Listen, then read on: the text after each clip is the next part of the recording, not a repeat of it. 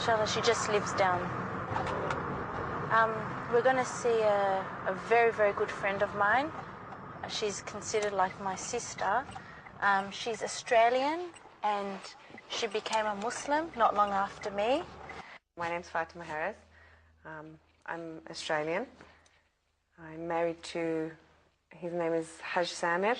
He's Lebanese. We have 2 small children, Zainab al-Hawra and Ruqayya. Zainab's just turned 4 and Ruqayya is 2.5. We're just going to park outside her house now. So yes, you'll be able to speak to her and find out the reason why she's become Muslim and ask her questions. Fantastic Muslim. So. I was Church of England, which is Christianity of some sort. I never really learned. I grew up, my mum would read us like a Bible story, just basic things, but my mother's not a religious person. And so it wasn't, we weren't, no, you can't do this, no, you must do this.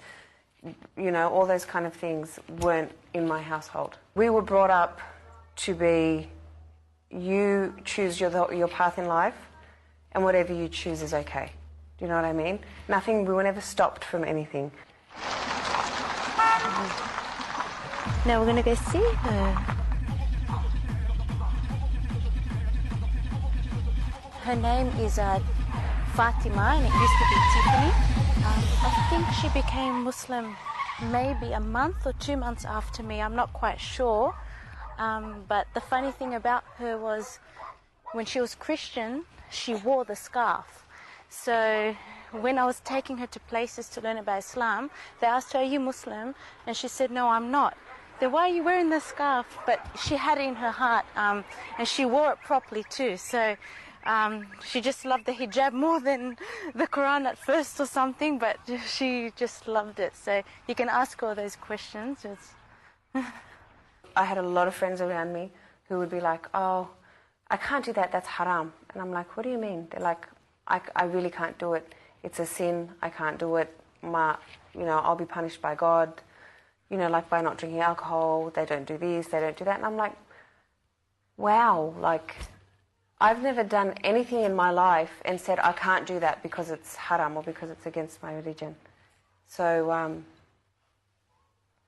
it interested me a lot, and it made me go back into my own religion and think and ask questions. Some of my friends lived near, so she spoke to them, and then they said, "Oh, we know a girl, she's become Muslim and maybe you might feel comfortable."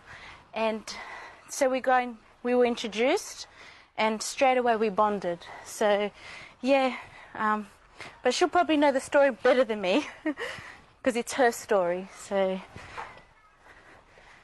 after that I met, I still hadn't reverted yet, but like I said, I started learning a lot more, and then I met Sister Fatima.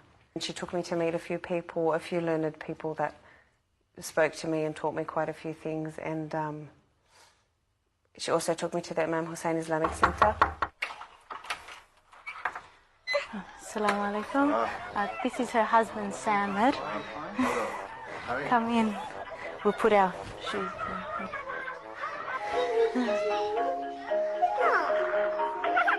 Hello, girls.